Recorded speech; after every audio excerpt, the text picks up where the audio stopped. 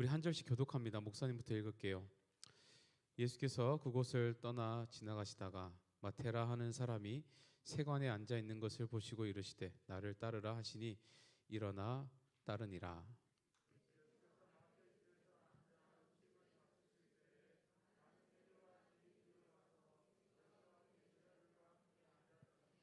바리새인들이 보고 그의 제자들에게 이르되 어찌하여 너희 선생은 세리와 죄인들과 함께 잡수시느냐.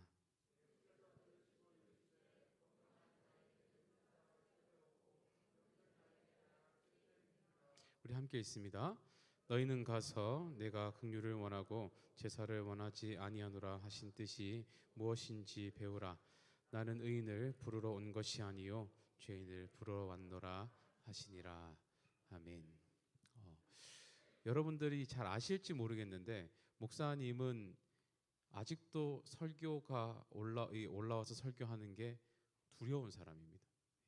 지금 벌써 10 몇 년째 하고 있는데도 이 직전에 가지고 있는 긴장감이 엄청난 긴장감이 있어요. 그래서 뭐 보신 분들은 아시겠지만 우리 찬양 막 기쁘게 할 때 있죠. 뒤에서 목사님 서 있어 보면 목사님이 그렇게까지 기쁘게 찬양을 안 하는 걸 잘 못 볼 거예요. 왜냐하면 설교 안 시키면 아마 기쁘게 할 걸. 근데 곧 올라가서 설교를 해야 되기 때문에 이걸 계속 머리로 생각하고 또 이렇게 은혜 주실까, 내가 또 이걸 잘할 수 있을까, 뭐 이런 고민들 계속 생각하고 이런 걸 합니다. 그래서 막상 여러분들이 신나게 찬양을 할 때 목사님은 뒤에서 그렇게까지 신나게 찬양을 못할 때가 많습니다. 그런데 언제 이 긴장감이 조금씩 풀리냐 하면 여러분들이 찬양하는 모습을 볼 때 좀 자신이 생겨요. 아, 아이들이 마음이 말랑말랑하구나. 지금 찬양을 열심히 하는구나. 지금은 마음이 상태가 좋아서 내가 좀 망쳐도 잘 들을 것 같구나. 이런 마음이 들을 때. 두 번째 언제 또 힘이 생기냐면 성경 봉독할 때 크게 읽어주실 때 또 마음에 약간의 또 부담감이 떨어져요. 아, 또 이렇게 열심히 큰 소리로 성경을 읽어주는 걸 보니 또 마음의 준비가 되었구나. 예.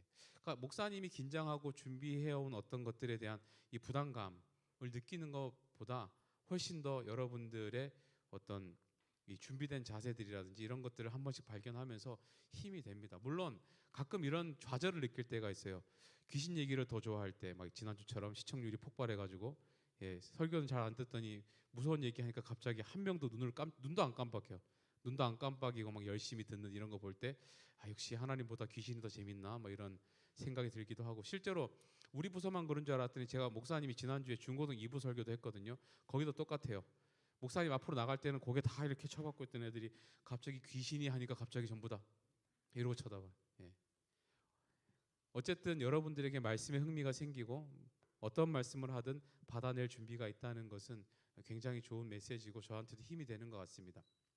우리가 계속해서 지금 이 마태복음 말씀을 함께 배우고 있는데 오늘은 드디어 이 마태복음을 쓴 저자 마태의 이야기가 나오는 거예요. 자, 여러분 혹시 목사님 질문 하나 할게요. 간증이 뭔지 아는 사람? 제가 간증이 뭔지 알아요? 설명할 수 있는 사람 손 들고 한번 얘기해 봅시다. 간증 한 번도 안 들어봤어요? 우리 친구들 중에 간증이 뭔지 설명할 수 있는 사람 손 들고. 뭐야 간증이?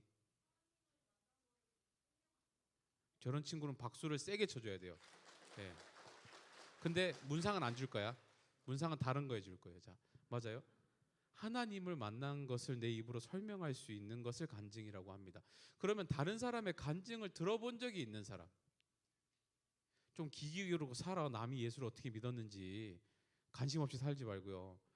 예수를 믿었던 경험들을 누군가 얘기했을 때 이렇게 듣는 것도 참 은혜가 돼요. 그러면 여러분들 하나 더 물어봅시다. 나는 누군가에게 간증을 해본 적이 있다. 손 한번 들어봅시다. 나는 누군가에게 간증을 해본 적이 있다. 우리 경민 선생님 해봤어요? 언제 해봤어요?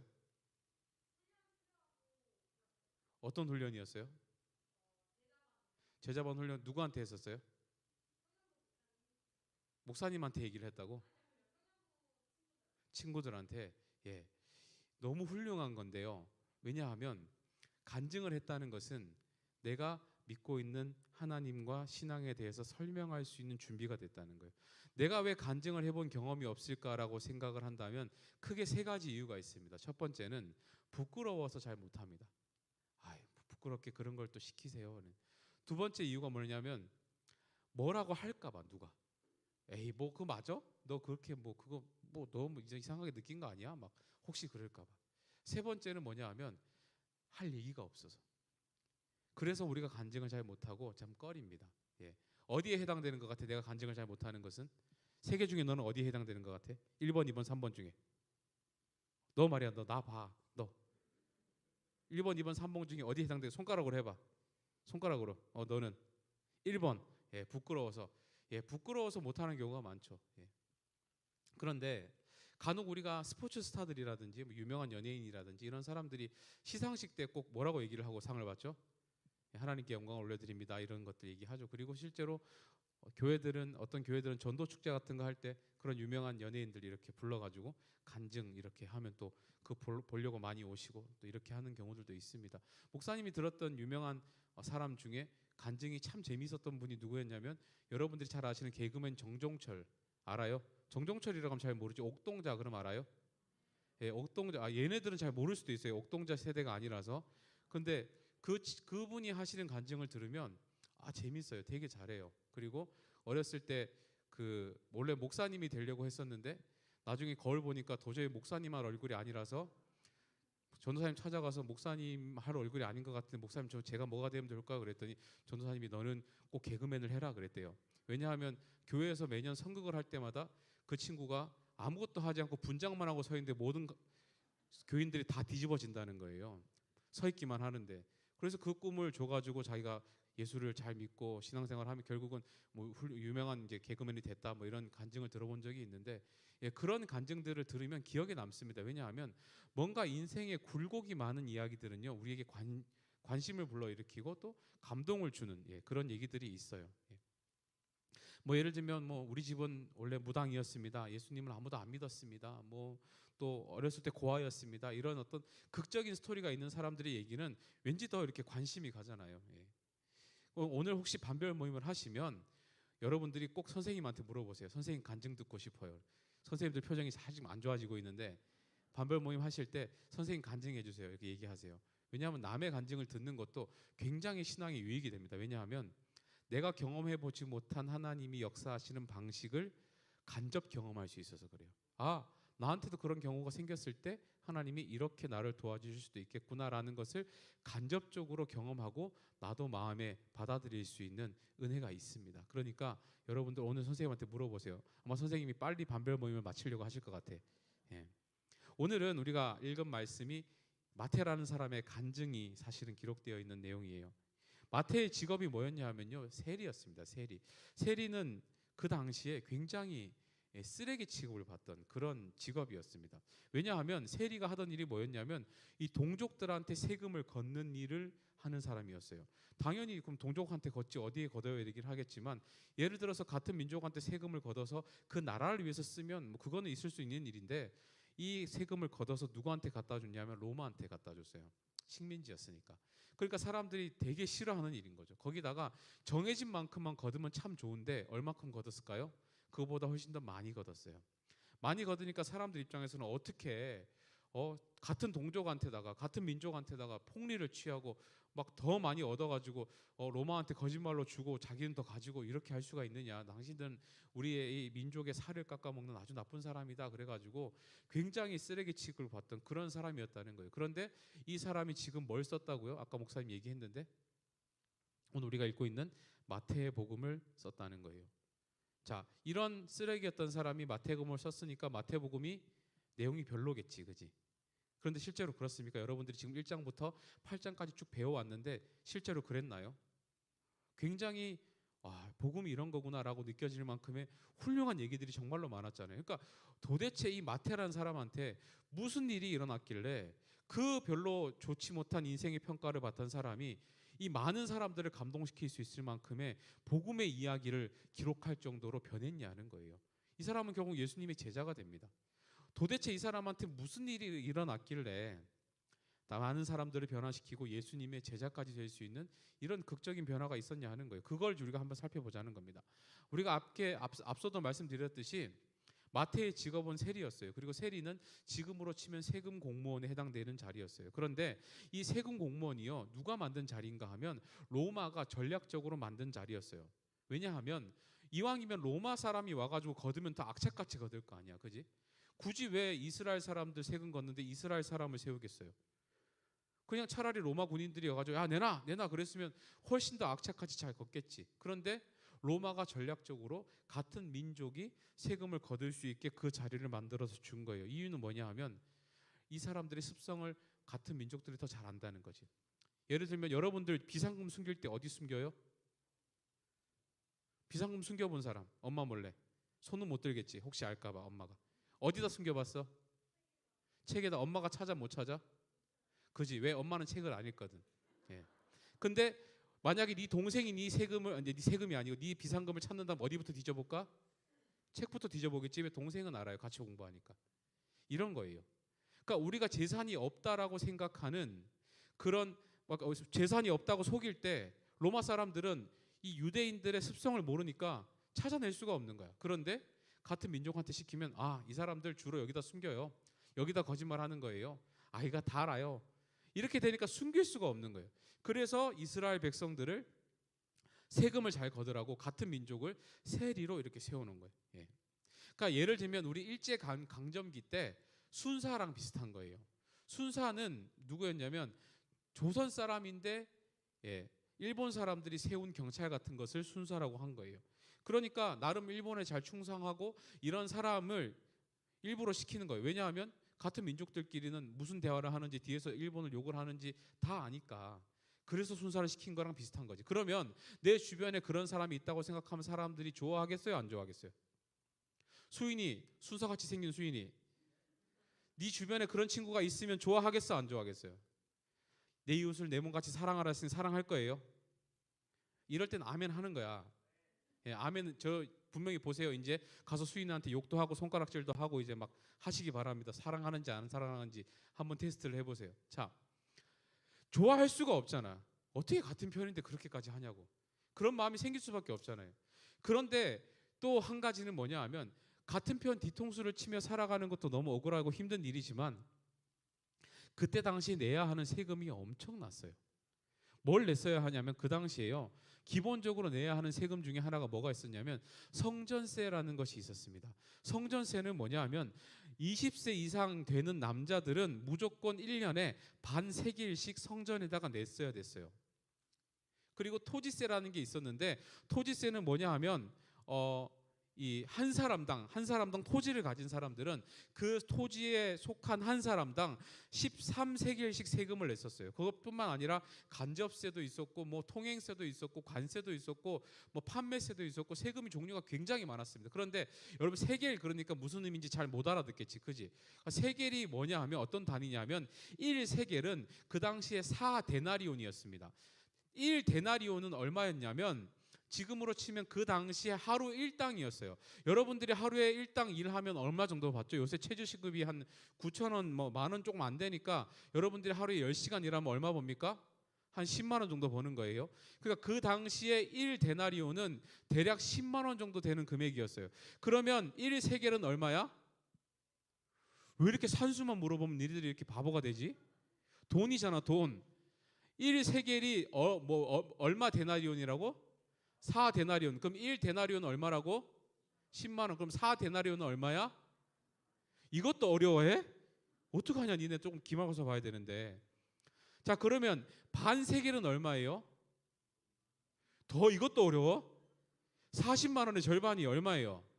이렇게 떠먹여준다. 와 20만 원이에요. 자 그러면 자 토지세는 한 사람당 얼마씩 내야 된다고? 13세겔씩 내야 돼. 그럼 얼마예요? 13 곱하기 40? 이것까지는 묻지 마. 목사님 이것까지는 하지 마요. 520만 원입니다. 그러면 네 가족이 내야 되면 얼마예요? 2,080만 원이에요. 적지 않죠. 적지 않죠. 그것뿐만 아니라 아까 말했잖아요. 통행세, 뭐 판매세, 뭐 엄청 많았어요. 목사님이요 예전에 얼마 전에 가끔 있는 일인데 얼마 전에 인천시장님 있죠. 인천시장님이 저한테 편지를 보냈어요. 목사는 그런 사람이에요. 인천시장님이 저한테 편지를 보냈어요. 아마 제 생각에는 딱 보면서 우리 계산교회가 또 인천에 또 핵심이 되는 교회고 또 이 시대에 또 청소년들이 여기에서 잘 이렇게 배우고 또 이 시대를 이끌어 나갈 청소년들이 잘 크고 있으니까 저한테 어떤 귀중한 또 다음 세대를 위한 사업이나 이렇게 사역을 이렇게 제안하시려고 아니면 저를 이렇게 어떤 이 정책 이 위원으로 이렇게 좀 추대해가지고 다음 세대를 위한 이렇게 다음 정책을 세울 때 이렇게 의견 자문 의원으로 저를 부르시려고 보냈나 보다 하고 딱 열어보니까 뭐라고 돼 있냐면 예, 뭐 무슨 세금 내래요. 자동차세 뭐 이런 거 주민세. 예. 높은 사람이 저한테 편지 쓰는 건 세금 내라는 것밖에 없어요, 여러분. 얼마 전에도 목사님 용인 시장한테 편지를 받았는데 용인에 와서 살라는 초대장인 줄 알고 열어봤더니 목사님이 알고 보니까 예전에 한번 모르는 동네라 가지고 막 길을 헤맨 적이 있는데 그때 신호위반을 한번 했나 봐요. 그 멀리서 저한테 그런 편지를 보내요, 용인에서. 예. 돈 받는 것은 뭐 제주도에서 아마 해도 올 거예요. 뭐 돈 받는 건 기가 막혀요, 시장님들. 그런 편지 안 보냈으면 좋겠어요. 예. 아무튼 이런 바쁜 사람들이 저한테 편지 보낼 때는 이 돈 내라는 거 말고는 없어요. 그러니까 사람들이 돈 내는 이거에 얼마나 힘들고 노이로제가 걸렸겠어요. 그 당시에 이 유대 지역에 총 세 군데의 세무소가 있었습니다. 어디였냐면 첫 번째는 예루살렘, 두 번째 여리고, 세 번째는 가버나움이라는 지역이었는데 오늘 이 마태의 세무소가 어디였냐면 가버나움 지역이었어요. 그러니까 마태는 가버나움 세무소의 직원이었던 거예요. 그런데 이 가버나움 지역이 지도를 보시면 나중에 어디에 끼고 있냐면 갈릴리 호수를 끼고 있는 지역이 가버나움입니다. 그러니까 어떤 세금까지 내야 되냐면요. 그 사람들이 물고기 잡아가지고 가져갈 때 물고기 잡은 것만큼 세금을 내고 가야 돼요. 거기를 지나갈 때 통행세를 또 내야 돼요. 그러니까 사람들이 얼마나 이게 지겨웠겠어. 1년에 성전세 20만 원씩 내야 돼. 토지 있으면 그때는 또 아이들도 지금만큼 조금 낳지 않고 많이 낳았을 거 아니야. 그럼 막 토지세 1년에 막 몇 천만 원씩 내야 돼. 막 내가 열심히 물고기 잡았는데 그거 다 세금 떼가 막 얼마나 싫었겠어요, 여러분. 그런데 그 일을 앞장서서 한 사람이 누구였다고요? 이 세리 마태였다는 거예요. 심지어 그 당시의 기록을 보면 어떤 기록이 있냐면 세금을 걷기 위해서 깡패를 동원했다는 기록도 있습니다. 깡패 동원해가지고 무력을 사용해서 강제로 세금을 걷는 그런 행동도 했다는 기록이 있어요. 그러니까 진짜 사람들이 싫어했겠지, 그지? 그런데 너무 웃긴 건 뭐냐면 결론적으로 뭐예요? 이 사람이 지금 예수님의 제자가 됐어요. 대단한 반전이잖아요. 상황을 한번 봅시다. 예수님이 지금 가버나움 세무서 앞을 지나가시는 거예요. 지나가는데 마태가 그 앞에 앉아 있습니다. 근데 예수님이 뭐라고 하냐면요. 눈 딱 마주치니까 이렇게 얘기하는 거예요. Follow me 딱 하는 거예요.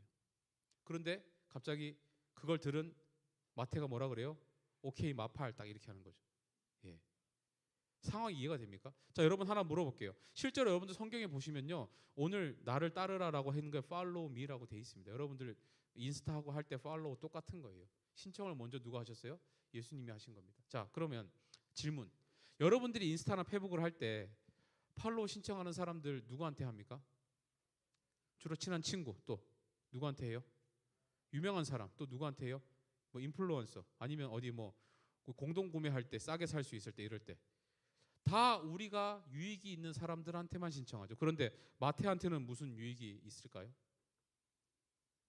혹시 내 인스타 팔로우가 5천 명이 넘는 사람 손 한번 들어봅시다. 5천 명 넘는 사람. 하지 마 그냥 그러면. 뭐 그래 5천 명도 안 알아주는데 뭐 그런데 시간을 써요. 안 해도 돼 그런 거. 예. 우리가 참 이렇게 서로 관계를 맺어가면서 유명한 사람이 되고 이런 거가 다 나한테 유익이 된다고 생각하니까 하는 거잖아. 그런데 그 당시에 마태랑 팔로우를 맺으면 무슨 유익이 있을까요? 희대의 흉악범이었던 사람과 목사님이 만약에 인스타 친구라면 사람들이 여러분들 목사님한테 뭐라고 할까? 목사님도 이상한 사람이네. 좋은 줄 알았더니 그냥 주변 사람들 다 저런 사람들밖에 없네. 그러지 않을까요? 예수님이 지금 마태랑 팔로우를 맺어서 좋은 게 뭐가 있죠? 그런데 누가 먼저 신청했다고? 예수님이 먼저 신청했어요. 그런데 또 웃긴 거는 예수님이 신청했을 때 마태가 곧바로 네 하고 마파를 맺었다는 거예요. 과연 이 일이 왜 일어났냐는 거죠. 어떻게 일어날 수 있었냐? 내막을 잘 보면요. 원래 예수님께서는 이 가버나움 지역을 자주 가셨습니다. 자주 가셨어요. 그래서 뭐 하셨냐면 그 지역에 많은 사역들을 하셨어요. 말씀도 전하시고 병자도 고쳐주시고 지난주 우리 배웠던 것처럼 귀신도 막 쫓아내시고 막 그러니까 지금 그 지역에서 인싸는 누구예요? 예수님이 인싸인 거야. 사람들이 지금 예수님하고 어떻게든 친해지고 싶어가지고 막 예수님이 가는 곳마다 우르르 쫓아다니고 막 이런 사람이었어요. 그런데 마태는 그렇게 할 수 있다 없다? 그렇게 못해요. 왜? 거기 가는 순간 사람들이 너 왜 왔냐고 욕할 테니까. 저리 가라고 막 사람들이 밀어낼 테니까. 마태는 거기를 갈 수가 없어요 지금. 그럼 멀리서 나도 예수님하고 같이 하고 싶다. 나도 예수님하고 뭔가 시간을 좀 보내고 싶다. 이런 마음만 막 먹은 거야. 예. 그런데 그 마음을 누가 먼저 알아채요 지금? 예수님이 먼저 알아채신 거예요. 예수님이 먼저 그 마음을 알아채고 손을 먼저 내미시는 거예요. 그리고 뭐라고 얘기해요? 나랑 같이 갈래? 이렇게 말씀하신 거예요. 자, 여기서 우리가 짚고 넘어가야 하는 두 가지 굉장히 중요한 점검 사항이 있습니다. 뭐냐면 첫 번째요. 전도는 어떻게 하는 거예요? 이렇게 전도하는 겁니다. 예수 믿는 사람이 누군가에게 나도 같이 하고 싶다라는 마음을 줄 수 있는 그런 선한 자리에서 선한 영향력을 끼치면서 여러분들 전도하시는 겁니다. 그냥 아무나 가가지고 교회 가자고 막 교회 가면 우리 목사님이 문상 준다고 했다고 이렇게 꼬시는 게 아니라 여러분들 주변 친구들이 여러분들을 보면서 나도 너랑 같이 교회 가고 싶어 라는 마음이 생길 수 있는 모습이 있을 때 전도가 되는 거예요. 물론 개판으로 살면서 전도하는 친구들 많습니다. 그냥 교회 끝나고 놀러 가고 싶어가지고 막 마음대로 살면서 막 전도하고 그래서 그런 친구들은 사실 죄송하지만 하나님 이름에 먹칠하는 겁니다. 그렇게 하면 교회 가도 그렇게 해도 되던데 뭐 교회 가니까 다 비슷비슷한 애들끼리 뭐 대충 뭐 신앙생활 하던데 이렇게 보여지면 그거는 하나님만 못한 일일 수 있습니다. 그래도 여러분 만약에 전도가 가능하다면 데려오세요. 고치는 건 목사님이 해드릴게요. 뭐 두드려 패든 뭐 어떻게 뜯어 고치든 뭐 이빨 몇 개 뽑으면 그런 건 해결되거든요. 그러니까 여러분들 데려오실 수 있으면 데려오세요. 그렇지만 중요한 것은 예수님을 믿는 사람은 선한 영향력 속에서 전도를 하는 겁니다. 다른 사람들이 봤을 때 저 사람과 함께 하고 싶다라는 마음이 들어야 돼요.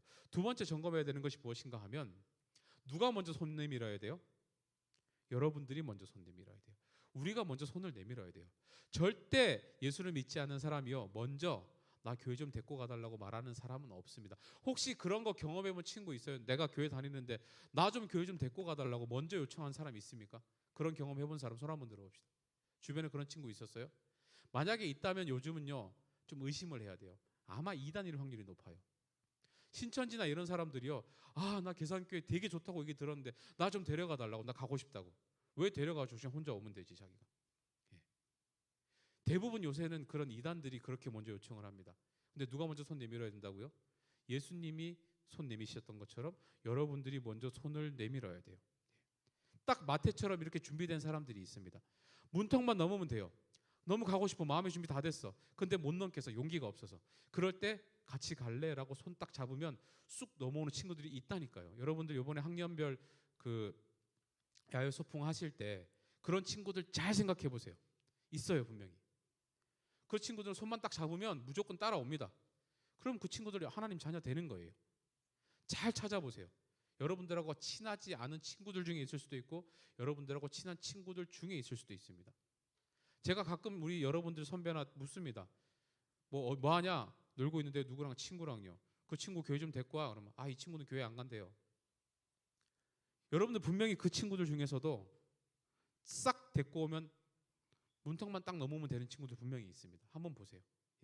누가 먼저 손 내밀어야 된다고요? 여러분들이 먼저 손을 내밀어야 돼요. 그러니까 마태가 마음이 얼마나 좋았겠어요. 예수님이 먼저 손까지 내밀어 주시고 그렇게 선한 영향력을 끼치고 사람들이 우르르 쫓아다니는 그 사람이 마태한테 따라가자고 하니까 얼마나 기분이 좋았겠어요. 그러니까 마태가 어떻게 행동을 하냐면요. 예수님의 요청에 제가 뭐라고 행동하냐면 모든 것을 포기하고 따라갑니다. 나 모든 것을 다 버리고 그냥 예수님 따라간다고 딱 이렇게 합니다. 여러분 이것이 그 좋은 세리의 직업을 그냥 버리고 예수님을 따라가는 거예요. 이전 것을 아예 하지 않고 따라가는 거예요. 근데 여러분이 마태의 모습을 통해서 우리가 기억해야 되는 두 가지 의미가 있습니다. 첫 번째는 뭐냐 하면요. 예수님을 여러분들이 따른다고 하면 여러분들 예수님 믿잖아요. 예수님을 따른다고 하면 반드시 여러분들에게 있어야 되는 모습이 바로 이겁니다. 이전의 모습을 가진 채로 예수를 믿을 수는 없습니다. 내가 예수를 믿기로 했다면 예수 믿기 전에 있었던 그 모습을 그대로 가진 채 예수를 믿을 수는 없습니다. 마태가 지금 그걸 보여주는 거예요. 사람들을 아프게 하고 동족들의 피를 빨아먹고 사람들의 거짓말 속이고 등을 쳐먹던 사람이 나 예수님 믿는다, 예수님 따라다닌다 하고 그냥 세리의 일을 그대로 하면서 그렇게 살 수는 없다고요. 정말로 여러분들이 예수를 믿으면 이전에 좋지 않았던 습관들 다 버리고 이전에 좋지 않았던 모습들 다 버리고 예수님이 원하시는 모습만 하면서 사셔야 돼요. 이것이 우리가 예수를 믿었을 때 반드시 나타나야 하는 모습입니다. 저는 어렸을 때부터 예수를 믿었는데요. 그러면 저는 어떻게 하죠? 여러분들이 예수를 인격적으로 만났을 때 이후로는 그와 같은 모습들이 사라질 수 있어야 합니다. 두 번째는 무슨 의미가 있냐면요. 내가 모든 것을 다 버려도 예수님이 제일 좋아요라는 고백이 들어있는 겁니다. 무슨 말인가 하면 내 인생에 이제는 예수님이 제일 좋습니다. 모든 것을 다 포기해도 예수님 하나 얻으면 나는 하나도 아깝지 않습니다라는 고백이 들어있는 거예요. 이런 걸 가르쳐서 뭐라고 얘기하냐면요. 믿음이 생겼다라고 얘기하는 겁니다. 따라합시다. 믿음이 생겼다. 여러분들이 믿음은 그냥 여러분들 어떤 의지적으로 여러분들의 의리를 지키면서 여러분들이 결단한 이런 차원이 아니라 이런 삶의 결단으로 나타나야 돼요. 예수님이 가장 중요해져서 이전에 다른 것들이 이제는 덜 중요해졌다라고 말하고 고백하고 그렇게 사는 인생, 그게 믿음 있는 인생입니다. 그래서 사도 바울이 이렇게 얘기해요. 빌립보서 3장 8절인데요. 우리 함께 읽어봅시다. 보여주세요. 함께 읽습니다. 시작. 또한 모든 것을 해로 여김은 내 주 그리스도 예수를 아는 지식이 가장 고상하기 때문이라. 내가 그를 위하여 모든 것을 잃어버리고 배설물로 여김은 그리스도를 얻고. 자, 여기서 주목할 거, 그를 위하여 뭘 잃어버렸어요? 모든 것을 잃어버렸어요. 그리고 그 잃어버린 것을 뭐라고 생각해요? 아까워하지 않아요. 뭐라고요? 그게 배설물이에요. 근데 그 배설물을 여길 수 있는 이유가 뭐라고요? 뭘 얻었기 때문이라고? 그리스도를 얻어서. 여러분들에게 이 고백까지 갈 수 있어야 합니다. 여러분들이 신앙생활을 할 때, 예수를 믿을 때 내가 예수님이 가장 중요해져서 내 삶에 원래 중요했던 것들이 덜 중요해지는 과정들이 생겨야 돼요. 예수님이 가장 중요하다 보니까 이제 내 삶에 중요했던 것들이 덜 중요한 겁니다. 우리 선생님도 직장 생활하다 보면 예전에 직장 생활할 때 막 내가 사람들한테 관계도 잘하고 막 회식도 잘 가고 막 그래야지 내가 이렇게 승진할 거라고 생각했는데 예수님이 중요해지다 보니까 더 이상 그런 것들이 중요하지 않은 거예요. 세상 방식으로 살고 싶지 않아지는 거예요. 점점. 그런 일들이 막 생기는 겁니다. 이 두 가지가 일어나지 않으면 우리가 진짜 신앙생활을 한다고 보기가 어렵습니다. 정말로 여러분들이 예수님 따른다면 예전의 모습은 버려야 하고 예수님이 가장 중요해지기 때문에 나머지 것들이 덜 중요해지는 일들이 분명히 생겨야 됩니다. 가끔 그런 친구들이 있죠. 우리 수련회 이제 앞으로 할 건데요. 여러분, 우리 목사님이 진짜 막 아주 열심히 여러분들 그냥 뒤집어질 수 있도록 준비를 하고 있습니다. 수련회 같은 거 갈 때 옛날에 보면 항상 그런 전화 받습니다. 목사님, 제가 학원에 가야 돼서 수련회를 못 갈 것 같고, 그 시간에 보충 수업이 있어서 못 갈 것 같고, 가족 여행을 가야 돼서 못 갈 것 같고, 이런 전화들을 받습니다. 그런데요, 개 중에 어떤 얘기들을 하냐면요, 제가 학원을 빠지고라도 수련회 갈래요 라고 하는 친구들이 가끔 있고요, 사실 원래 이 기간이 가족 휴가인데요, 저 가족 휴가 빠지고 수련회 가기로 했어요 라고 하는 친구들이 생깁니다. 그런 친구들이 어디서부터 나오는가, 왜 그런 결정들을 하는가 보면, 이거는 두말할 것도 없어요. 예수님이 더 중요해져서 생기는 결정입니다. 내가 가족들 휴가 가는 것보다, 학원 가는 것보다 예수님 만나는 게 더 중요하다고 생각해서 그렇게 결정을 내리는 거예요. 예전에는 게으르게 막 그렇게 행동을 했는데 이제는 그렇게 하지 않는 거예요. 왜? 이전 모습은 그대로 가지고서는 예수를 믿는다고 할 수 없으니까 그런 걸 자꾸 포기하는 거예요. 여러분들에게도 그런 모습이 있기를 바랍니다. 서서히 변할 거예요. 갑자기 변할 수는 없습니다. 서서히 변하게 될 거예요. 그런데 정말로 여러분들이 예수를 믿는다면 이 두 가지를 꼭 기억하셔야 됩니다. 이전 모습이 점점 사라져야 하고 예수가 더 중요해져서 이전 것들이 덜 중요해지는 그런 상황이 생겨야 합니다. 그런데 얼마나 마태가 좋았겠어. 그러니까 마태가 지금 예수님을 자기 집으로 초청을 하는 거예요. 파티를 벌려요. 서로 마팔 맺은 기념으로 막 지금 파티를 벌리고 있는 겁니다. 그런데 마태가 좀 잘 살아야지, 부자였잖아. 얼마나 성대하게 파티를 했겠냐고. 예수님하고 제자들을 초대해가지고 진짜 집안 상다리 부러져라 지금 차리고 막 이렇게 파티를 하는데 거기에도 또 자기 친구들을 불렀어 보니까. 근데 유유상종이라고 친구들이 전부 다 세리야.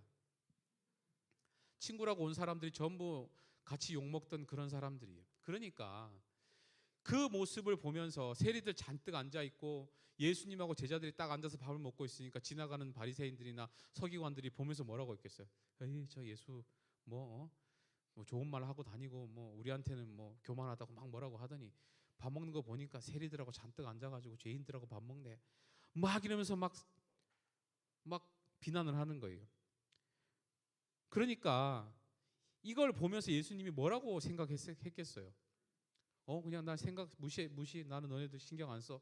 이러신 게 아니라 예수님이 그렇게 얘기하고 비난하고 생각하는 사람들에게 뭐라고 대답을 하시냐면 12절 말씀이었는데 함께 봅시다. 12절 말씀 함께 있습니다. 시작. 예수께서 들으시고 이르시되 건강한 자에게는 의사가 쓸데없고 병든 자에게라야 쓸데있느니라. 너무 맞는 말이죠. 그죠? 건강한 사람한테는 의사가 필요 없지. 당연히 필요 없지. 근데 누구한테 필요하다고?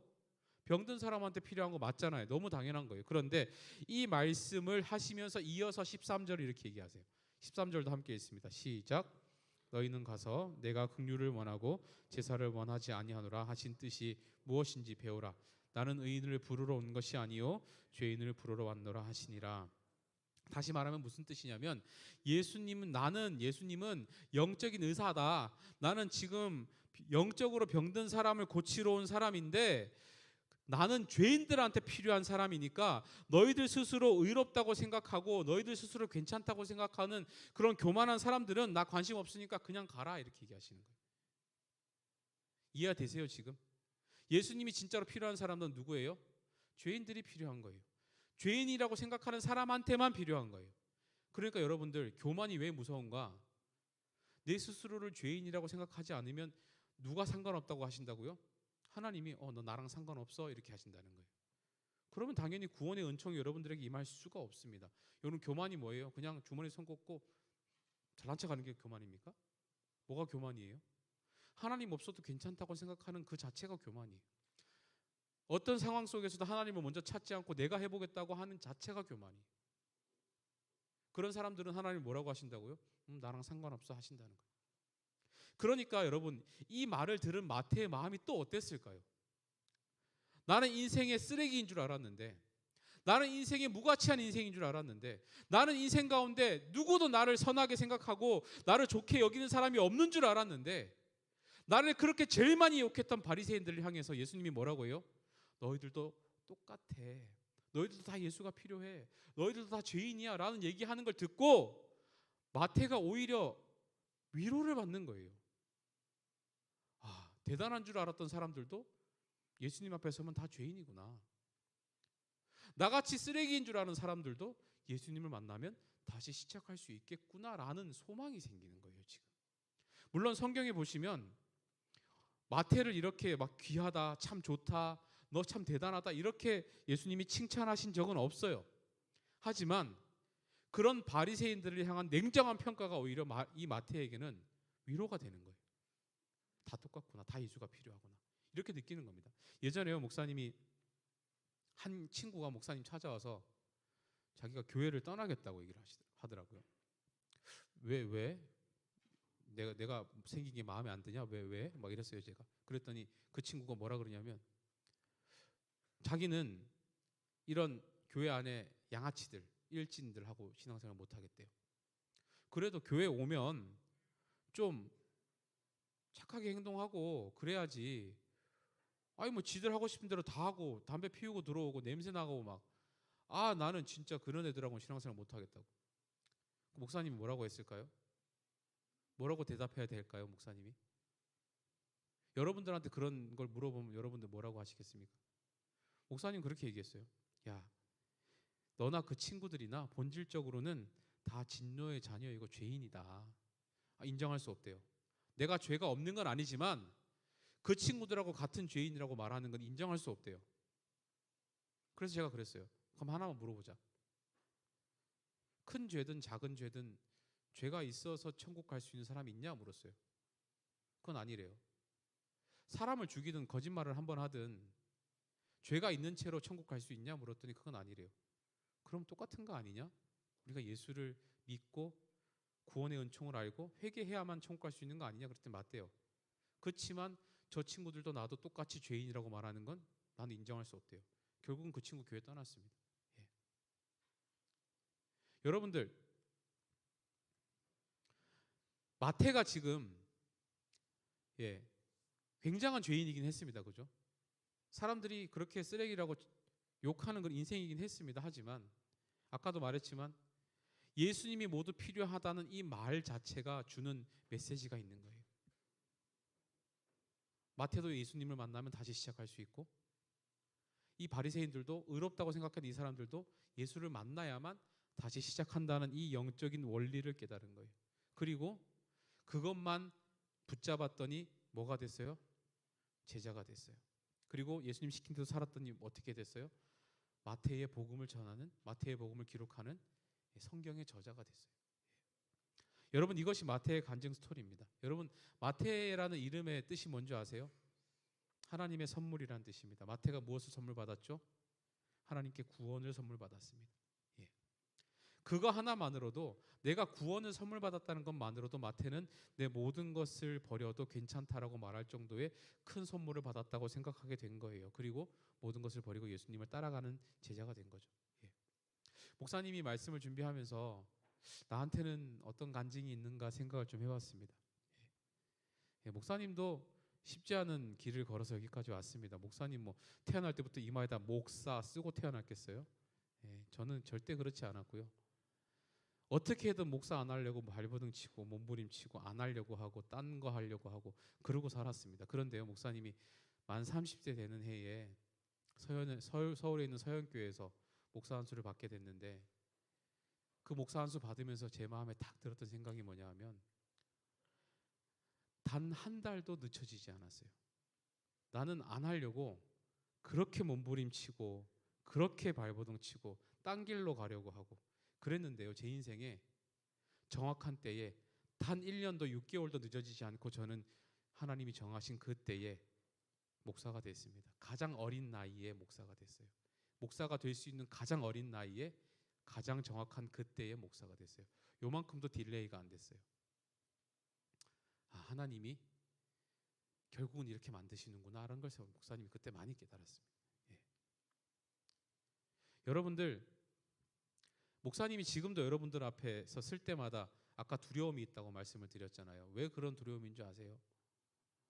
목사님은 아직도 모르겠어요. 왜 모르겠어요? 왜 목사님을 자꾸 이렇게 쓰시는지 잘 모르겠어요. 제가 아니면 여러분들이 잘 교육을 못 받을까요? 제가 만약에 계산교회 안 왔으면 우리 계산교회 청소년부가 다 망해가지고 뭐 선생님들만 남아있고 학생들은 하나도 없고 그랬을까요? 그건 아니었을걸요. 그런데요, 하나님이요, 지금까지도 목사님이 이렇게 물으면 그래요. 네가 하는 거 보고 싶다 그래요. 제가 아니면 안 되지 않거든요. 그런데 하나님이 자기가 시켜놓고 때려가지고 여기까지 보내놓고 내가 하니까 좋대요. 네가 하니까 너무 좋대요. 목사님은 매 순간 하나님의 이 마음을 확인받으면서 지금 이 길을 걸어갑니다. 이게 지금 목사님이 걸어온 길이에요. 저는 그게 느껴지거든요. 여러분들에게 정말로 내가 믿고 있는 예수, 얘가 만난 예수, 지금도 내가 이렇게 느끼는 예수에 대해서 내 친구들이나 다른 사람들에게 말할 수 있는 좀 그런 이야기거리들이 생기면 좋겠습니다. 마태처럼. 여러분들에게 간증거리가 생기면 좋겠어요. 너 교회 왜 가니? 처음에는 목사님이 잘생겨서 갔거든. 근데 신앙생활 하다 보니까 예수님이 더 좋은 거야. 처음에는 문상 준다 그래서 갔거든. 근데 교회 다니다 보니까 뭔가 모를 안정감이 생기고 마음이 평안함이 있는 거야. 내가 예전에 어렸을 때 교회를 다녔을 때 잘 몰랐는데 수련회를 한번 갔다 오니까 이 마음에 뭔가 모를 뜨거움이 막 생기면서 내 평생에 경험해보지 못한 어떤 그런 감동을 느낀 적이 있어. 그런 여러분들 고백들이 좀 있었으면 좋겠어요. 진짜로. 그런 추억들이 쌓이고 쌓이면요, 그게 여러분들을 이기게 하는 힘이 됩니다. 절대 하나님으로부터 이탈시키지 않을 겁니다. 그런 과거의 신앙의 추억들이 여러분들을 붙잡아주는 힘이 된다는 거예요. 여러분들이 정말로 그런 신앙의 추억들, 간증들이 많이 생겨날 수 있기를 바랍니다. 우리 찬양팀 좀 앞으로 나오실래요? 이 시간 함께 우리 찬양하실 때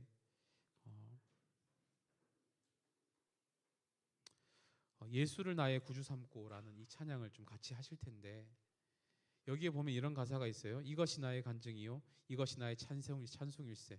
나 사는 동안 끊임없이 구주를 찬송하리로다. 예. 여러분들이 말할 수 있어야 돼요. 여러분들이 인생을 다 말한 다음에 이것이 나의 간증입니다. 이것이 나의 찬송입니다. 하나님이 나와 이렇게 사셨고 이렇게 역사하셨고 내 가운데 이렇게 임하셨습니다 라고 말할 수 있는 그런 어떤 복음의 경험들. 마태 같은 사람도 예수님의 제자가 되고 복음서를 기록할 수 있는 그런 기회를 주시는 그 예수님 앞에 여러분들을 좀 과감하게 던질 수 있으면 좋겠습니다. 이 시간 함께 찬양하시면서 정말로 예수님을 구주로 삼아 내 안에 간증들이 넘쳐났으면 좋겠다는 고백들을 우리가 함께 하나님께 올려드리면 좋겠습니다. 함께 찬양합시다.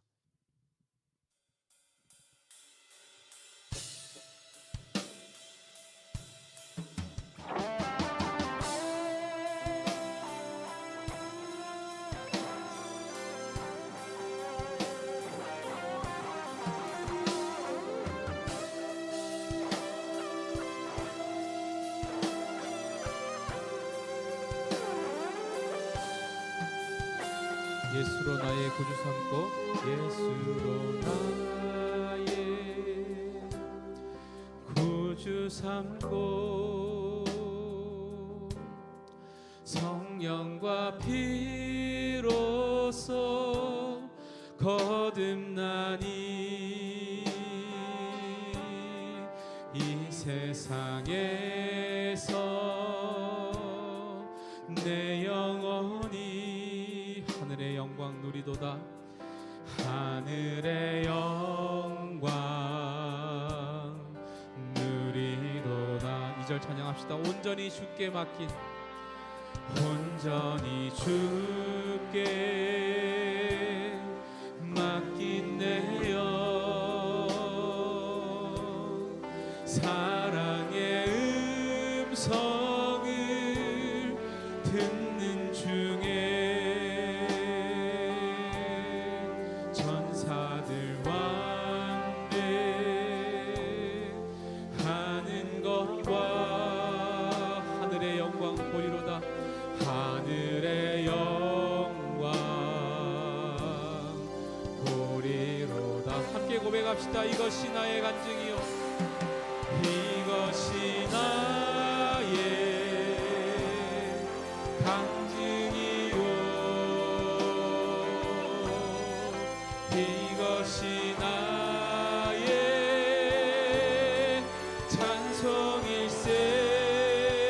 찬송일세. 나 사는 동안 끊임없이 구주를 찬송하리로다. 구주를 찬송하리로다. 주 안에 기쁨 누림으로 주 안에 기쁨 누림으로 마음의 풍랑이 잔잔하니 세상과 나는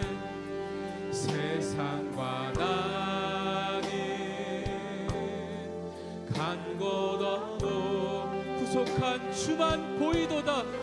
구속한 주만 보이도다. 이것이 나의 간증이요 이것이 나의 간증이요 이것이 나의 찬송일세. 이것이 나의 찬송일세. 나 사는 동안 끊임없이 구주를 찬송하리로다. 구주를 찬송하리. 다시 한번 고백합시다. 이것이 나의 간증이요 이것이 나의 간증이요 이것이 나의 찬송일세.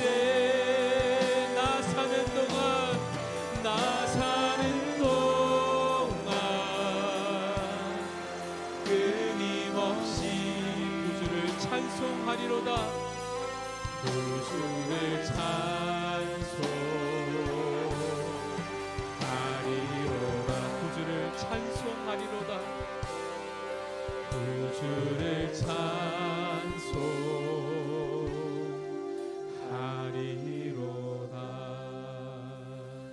우리 함께 기도하기에 앞서서 찬송하면서 갑자기 든 생각이 있습니다.